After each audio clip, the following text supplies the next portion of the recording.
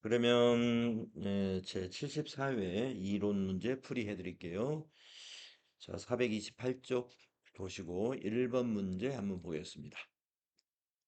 다음 중 도매업을 영유하는 주식회사항공의 손익계산서와 관련된 설명으로 옳지 않은 거.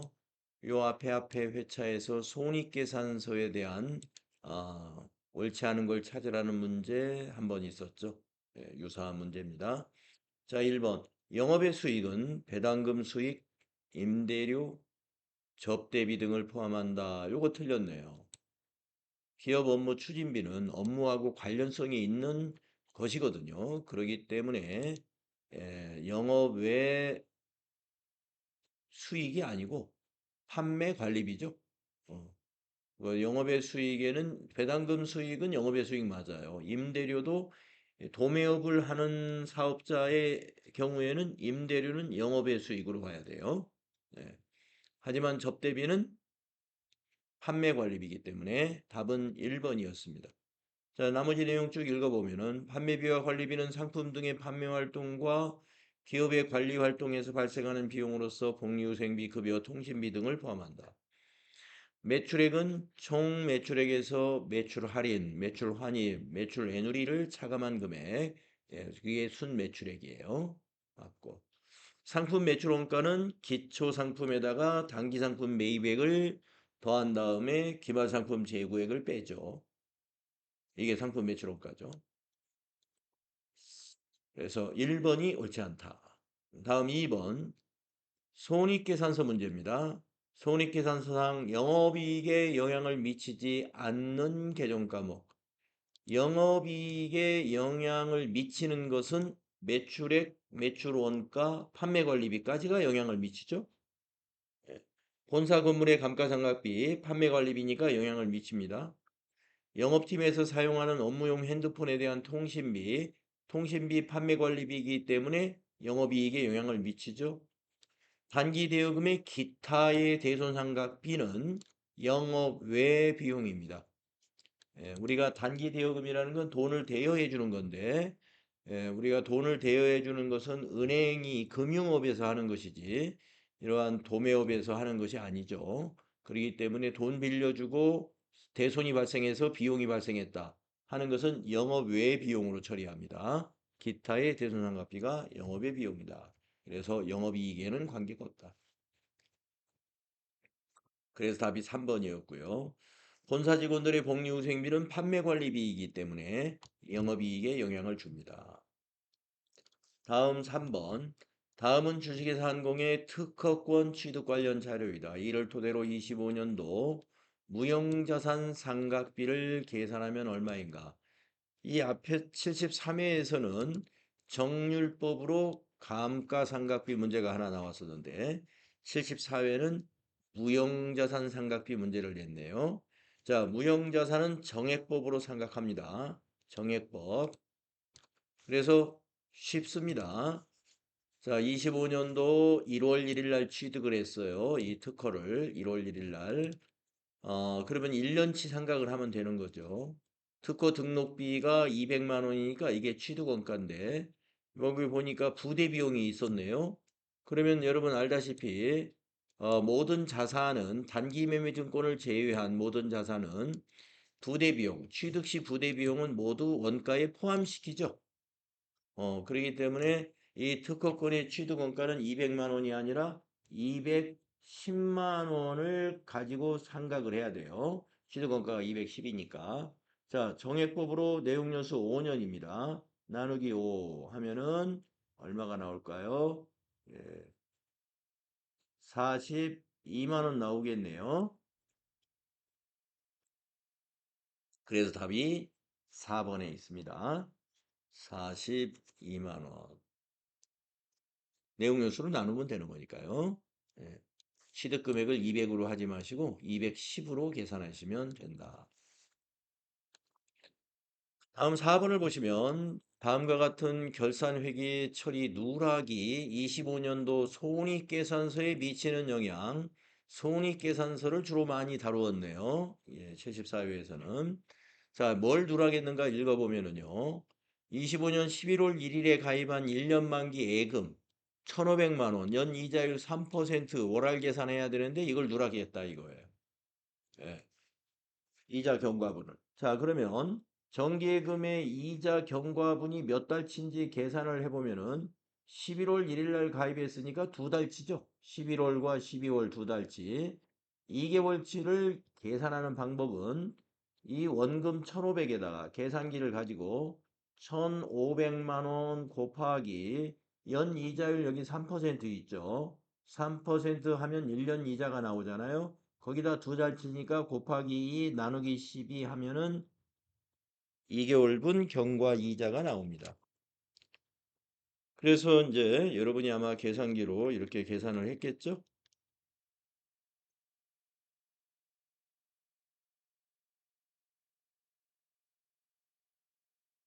75,000원이 나오는군요. 예, 아마 이거 두드리면 75,000원 나왔을 거예요. 그래서 답이 75,000원에 이자 수익을 누락했어요. 그러면 당기 순이익이 작게 표시되겠죠? 그래서 답이 당기순이익 과소계상 2번에 답이 있습니다. 당기순이익 75,000원이 과소하게 계상됐다. 정기예금 경과분 이자 75,000원을 누락했기 때문에. 그러니까 뭘 누락했냐면 이제 수익의 예상을 누락한 거예요. 수익의 예상. 다음은 5번 문제 보겠습니다. 다음 자료를 토대로 주식회사 한공의 25년 12월 31일 결산 시 회계 처리로 옳은 것은 결산 문제를 냈죠. 소모품 정리 문제를 냈네요. 5월 1일 날 소모품 200만 원을 구입하고 대금은 현금 지급했으며 구입한 소모품을 전액 자산 처리했어요. 그럼 개정 과목은 소모품으로 처리한 거예요. 5월 1일 날 200만 원을 자산으로 잡았어요. 그리고 12월 31일 소모품 미사용액을 창고에 가서 조사했더니 45만 원으로 재고조사가 되었어요. 그러면 소모품으로 남아야 될 것은 45만 원이고 이 200만 원에서 비용으로 털어내야 될 것은 200에서 45만 원을 빼면은 155만 원이 되겠죠. 155만 원은 이제 비용으로 처리해 줘야 됩니다. 그러면 소모품을 비용 처리할 때는 뒤에다 B자만 붙이면 되죠. 소모품 B 155만 원을 소모품 B로 회계 처리한 것을 찾으면 돼요. 4번에 있죠? 4번에 보시면 차변의 소모품 B 비용 발생이죠. 차변의 비용 발생. 대변의 소모품 자 자산 감소죠. 그러면 155만 원을 200만 원에서 155만 원을 감소시키면 45만 원만 소모품으로 재고가 표시되겠죠. 네. 그렇기 때문에 여기서 결산 때 이와 같이 정리를 해주는 거예요. 일반 전표에다가 차별의 소모품비 비용 발생 155만 원, 대별의 소모품 155만 원에서 소모품 재고는 45만 원으로 맞추고 비용은 155만 원을 발생시키고 결산정리 사항 문제 또 하나 냈네요. 다음 결산정리 사항 중에 비용의 이연에 해당하는 거래는 이랬습니다. 네, 비용의 이연, 수익의 이연. 이연할 때는 선자 돌림이에요. 미자 돌림은 일단 답이 절대 아닙니다. 네. 그래서 답이 2번이네요. 선자 돌림으로 설명한 것은 2번이죠. 3번도 선자 돌림으로 설명을 했습니다만은 3번은 비용이 아니라 수익을 이연한 것을 말한 거예요. 이자 수익이 비용 아니고 수익이잖아요. 그러니까 3번은 비용이 아니니까 답이 될 수가 없고 2번에 있는 보험료 선급분을 계상하는 게 비용의 이연입니다. 예상은 뭐예요? 미자로 설명해야 돼요. 그래서 4번은 비용의 예상입니다. 이자 비용 미지급분을 계상하는 거.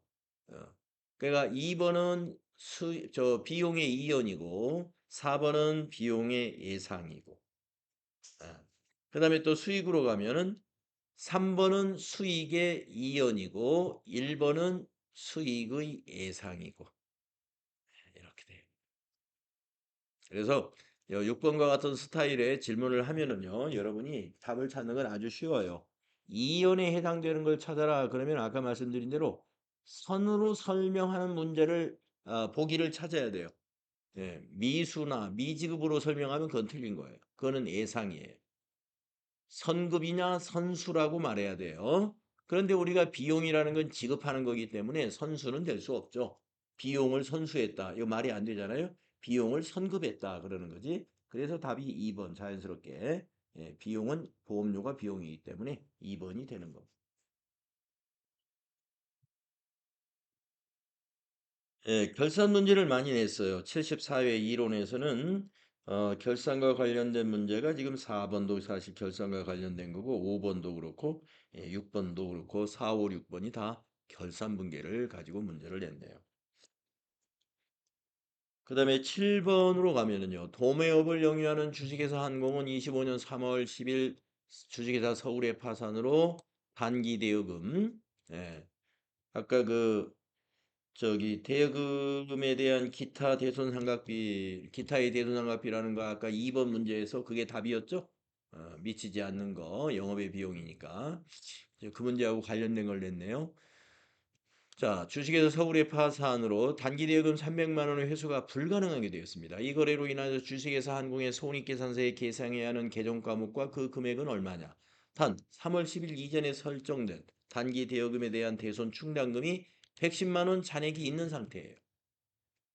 자, 그러면 단기 대여금 300만 원을 대손 처리해야 되는데 대변의 단기 대여금 300만 원 자산 감소시키고 대손 충당금 110만 원 여기서 정리하죠. 차변에. 근데 모자라는 게 얼마 있어요? 200, 200이 아니라 190만 원 모자라죠. 300에서. 그러면 이 190만 원은 뭐로 처리하느냐? 바로 기타의 대손상각비 아까 2번 문제 풀 때, 예, 단기 대여금에 대한 대손 처리할 때 쓰는 영업의 비용 계정 과목, 기타의 대손상각비가 되는 겁니다. 190만 원이. 자, 그래서 손익계산서에 계상해야 하는 것은 비용이 계상되는 거니까 아, 기타의 대손상각비 190만 원 4번이 답이 되는 거죠.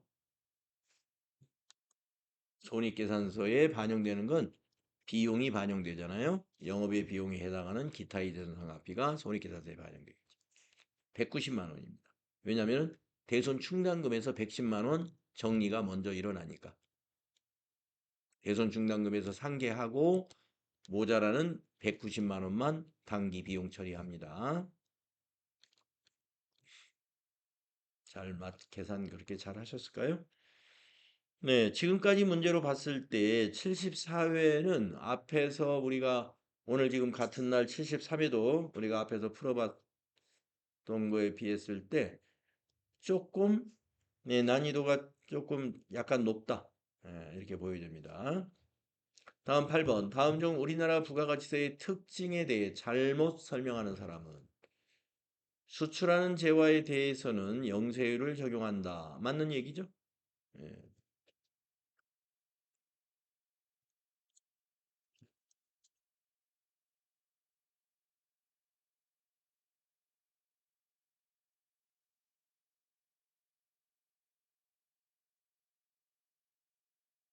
다음 두 번째 사람. 납세 의무자와 담세자가 다를 것으로 예정된 세금이다.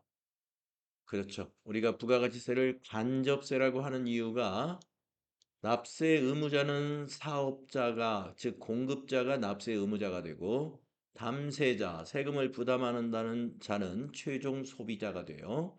그래서 납세 의무자와 세금을 실제로 부담하는 자가 서로 다르다 해서 간접세라고 합니다.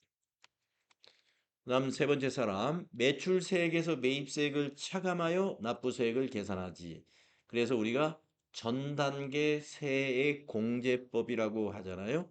우리나라 부가가치세의 특징 중에 전단계 세액 공제법이라는 것은 납부세액을 계산할 때 전단계 매입세액인 매입세액을 공제하고 납부한다라는 의미예요. 매출세액에서 매입세액을 차감해서 납부한다.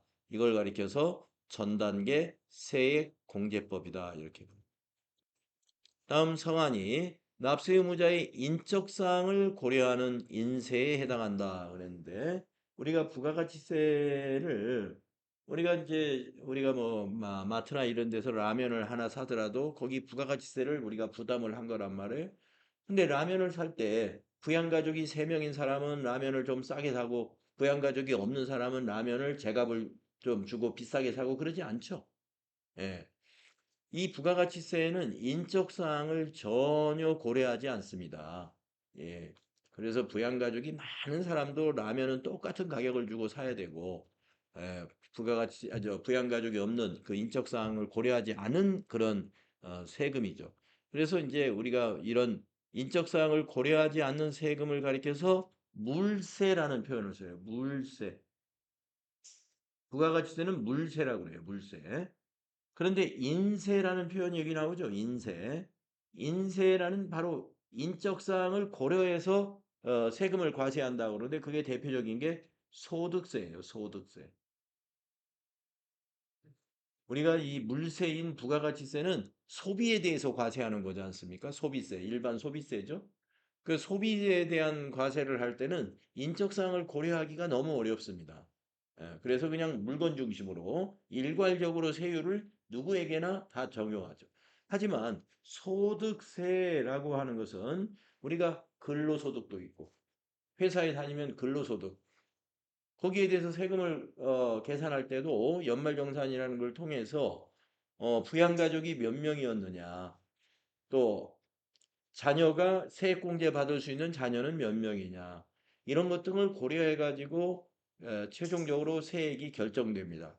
그렇게 인적 사항들 부양가족이라든가 배우자 그다음에 자녀 세액공제 대상자 뭐 이런 것 등을 고려해서 세금을 과세한다 해서 그것은 인세라고 해요.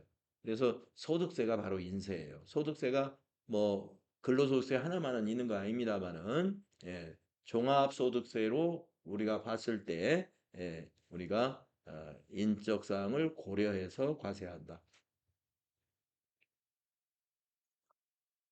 자, 그렇기 때문에 이 틀린 것은 성한이었습니다. 소득세는 인세가 아니고 물세에 해당이 됩니다. 다음 9번을 보면은요. 다음 중 부가가치세 과세거래에 해당하는 것을 모두 고르면 이랬어요. 부가가치세 과세되는 거. 자, 가번을 보면 소형 승용차를 중고차 매매상에게 처분했군요. 과세죠? 네. 가번 과세 되겠습니다. 세금을 사업용 자산으로 물납했군요. 세금을 돈으로 납부하지 않고 자산으로 납부했다 이거요. 사업용 자산이라 말하면 만약에 사업용 건물 이런 걸로. 예. 이거는 과세하지 않아요. 오죽 돈이 없으면 저 자산으로 세금을 내겠습니까? 네. 그래서 세금을 물납한다. 그러면 건물 같은 것으로 세금을 낸다는 거거든요. 과세하지 않습니다. 부가가치세가 없어요. 그렇다고 해서 부가가치세를 건물로 납부할 수는 없습니다. 예. 우리가 이제 아니죠. 이 물납을 인정하는 항목이 몇 개 있어요. 대표적인 게 상속세 같은 거예요. 상속세 같은. 상속세에는 이제 가령 부모님으로부터 세금을 아니죠. 자산을 물려받았어요. 근데 자기는 현금이 하나도 없는 사람이란 말이에요. 내가 물려받았는데 나는 현금이 하나도 없어. 부동산 하나 이게 건물을 하나 받았는데 세금을 내야 돼. 그래서 이 나 돈 없으니까 건물로 나는 저 건물을 팔 수가 없어요. 시장에 내놔도 안 팔려. 그러니까 어떻게 해야 돼요? 나 물납하겠다. 하면은 정부에서 그거를 매입하고 세금 낼 것이 가령 8억 원인데 이 건물이 10억 원짜리다. 그러면 8억 원 정부에서 갖고 2억 원은 돌려주는 겁니다. 이걸 우리가 조세 물납제도라고 해요. 돈이 없는 사람은 물건으로 세금을 낼 수 있다. 근데 모든 세금이 다 적용되는 것은 아니다. 부가가치세 같은 경우는 거기에 적용되는 세금이 아닙니다. 상속세 같은 것이 예를 들면 거기에. 그래서 하여튼 세금 물납하는 경우에 과세하지 않습니다. 부가가치세. 다음에 답은 상표권을 유상으로 양도했다. 이거 과세죠. 상표권 무형자산이잖아요. 예. 돈 받고 팔았다 이거예요. 과세 되겠습니다. 다음에 라번 양도담보의 목적으로 부동산을 제공했다. 양도담보는 이게 공급이 아니에요. 매각한 것이 아니거든요. 그러니까 과세가 아니죠. 가와 다니까 여러분 1번이 답이었던 거예요. 다음 부가세 10번 문제. 컴퓨터 부품을 제조하는 주식회사항공의 다음 자료를 토대로 25년 2기 예정신고 기간 부가가치세 납부세액을 계산하면 얼마냐 이랬어요. 세금 계산서는 적법하게 수수했다고 그랬고요. 납부세액은 아까도 말씀드렸다시피 전단계 세액공제법이란 말이에요. 납부세액은 매출세액에서 매입세액을 빼가지고 납부하는 거예요. 자, 그러면 여기에서 매출세액을 골라볼까요? 예, 공급가액, 공급가액. 요 발급분, 요 발급한 게 매출이에요. 예, 그리고 여기 수취한 거, 요 수취한 것이 매입이에요. 자, 세금계산서 발급, 요게 매출입니다. 그래서 공급가액이 600만 원이면 여기에 매출 세액은 여기에 10%니까 60만 원. 그다음에 밑에 이제 매입에서 세금계산 수취분 공급가액 120만 원 과세 매입. 여기서 매입세액은 10%니까 12만 원이죠. 그다음에 그 밑에 세금계산 수취분 공급가액 100만 원 대표이사 업무용 승용차 수리비랍니다. 근데 이 승용차가 2000cc짜리 1000cc를 넘었죠. 그러면 개별 소비세 과세되는 승용차이기 때문에 여기에 관련된 거는 매입세액을 공제 못 받아요. 그래서 이거는 무시해야 돼요. 매입세액 공제 못 받는 거. 그러면 매출세액 62만 원 마이너스 공제 받을 수 있는 매입세액 12만 원을 빼면 네, 48만 원이 납부세액이 나오죠. 그래서 답이 2번이 되는 것이죠. 예, 74회에 이론 문제를 풀어봤을 때 앞에 회차하고 재무회계 문제에서 약간 난이도가 높아진 느낌이 조금 있었습니다. 자, 여러분 추가로 질문하실 게 있으시면 지금 질문하시면 됩니다.